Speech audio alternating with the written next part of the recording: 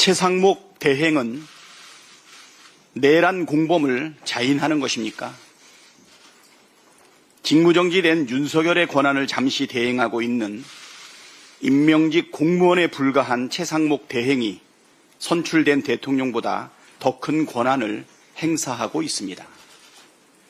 벌써 거부권만 7번을 행사했고 내란 특검은 2번이나 거부했습니다. 권한 대행으로서 최소한의 소극적 권한 행사를 넘어섰고 국회의 입법권을 심각하게 침해했습니다.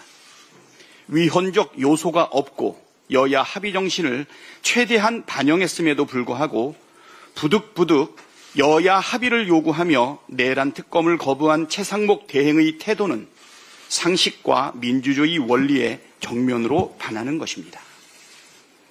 내란 공범으로서 처벌을 피하려는 속셈이 아니라면 도저히 있을 수 없는 행태입니다. 12.3 비상계엄 선포 당일 윤석열에게서 받은 예산 문건 내용을 확인하지 않았다는 말은 새빨간 거짓말이었습니까? 지난 예산 시즌 막판에 예비비 2조 1,000억을 증액해달라고 저한테 왜 그리 집요하게 요구했는지 의문이 아니 들 수 없습니다. 특검을 거부하는 자가 범인이라더니 내란 특검을 거부한 최상목 대행은 내란 공범임을 자인한 것으로 해석할 수밖에 없습니다. 최상목은 헌법 위에 군림하는 특수 계급이 아닙니다. 그가 누구든 대한민국의 국민이면 헌법과 법률을 따라야 한다는 것은 상식 중의 상식이고 공직자라면 더더욱 헌법과 법률을 지켜야 합니다. 그럼에도 최상목 대행은 헌법과 법률을 지속해서 어기고 있습니다. 헌법상 의무인 국회 추천 몫인 헌법재판관 후보자 임명을 선택적으로 거부했고 법률상 의무인 내란 상설특검 후보 추천 의뢰를 하지 않았습니다. 이 행위만으로도 탄핵 사유입니다. 오늘 헌법 최종 해석 권한이 있는 헌법재판소가 마흔혁 재판관 후보자 임명 거부와 관련한 권한쟁의 심판에 대해 판결을 내립니다.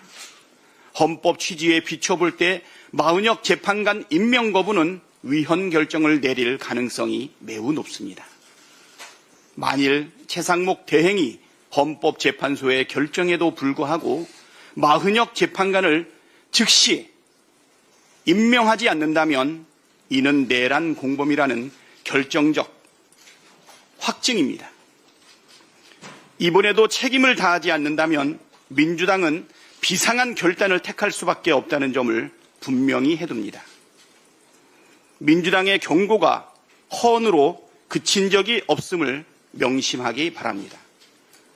국민 여러분께서도 민주당의 불가피한 결단을 해량해 주실 것이라 믿습니다. 헌법과 민주주의를 파괴한 내란 공범을 선처할 이유가 없습니다. 바늘도둑이 소도둑되면 처벌은 더욱 커지게 마련입니다. 민주당은 최상목 대행이 과거 박근혜 국정농단 당시 직권남용 권리행사 방해 혐의로 고발된 사건을 잊지 않고 있습니다. 최상목 대행은 미르재단과 K스포츠재단에 수백억 대의 출연금 납입을 강요한 혐의를 받았으나 박영수 특검 및 윤석열 수사팀장의 자의적 기소권 행사로 기소당하지 않았습니다. 공범인 안종범이 처벌받았고 뇌물수수 혐의로 박근혜가 처벌받은 점을 고려하면 특검의 불기소는 이해하기 어려운 일입니다. 처벌받아야 할 사람을 처벌하지 않고 대통령실 경제수석과 경제부총리로 임명한 것은 최상목 대행과 내란숙의 윤석열이 긴밀한 유착관계이자 공범이라는 강력한 증거입니다. 최상목 대행의 범죄 혐의에 대한 공소시효는 여전히 남아 있습니다. 민주당은 최상목 대행이 헌법재판소 결정마저 따르지 않는다면 내란죄 공범으로 간주하고 내란죄 고발을 비롯해 필요한 조치를 취하겠습니다. 윤석열과의 유착 의혹이 있는 뇌물 혐의에 대한 법적 조치도 검토하겠습니다.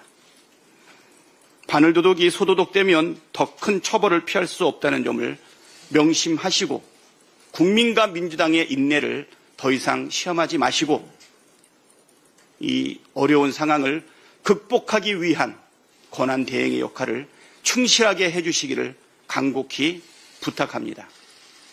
내란 수계 대행의 역할을 즉시 중단하시고 어려움을 극복하는 데 총력을 다해 주시기를 다시 한번 간곡하게 부탁합니다. 다음은 김민석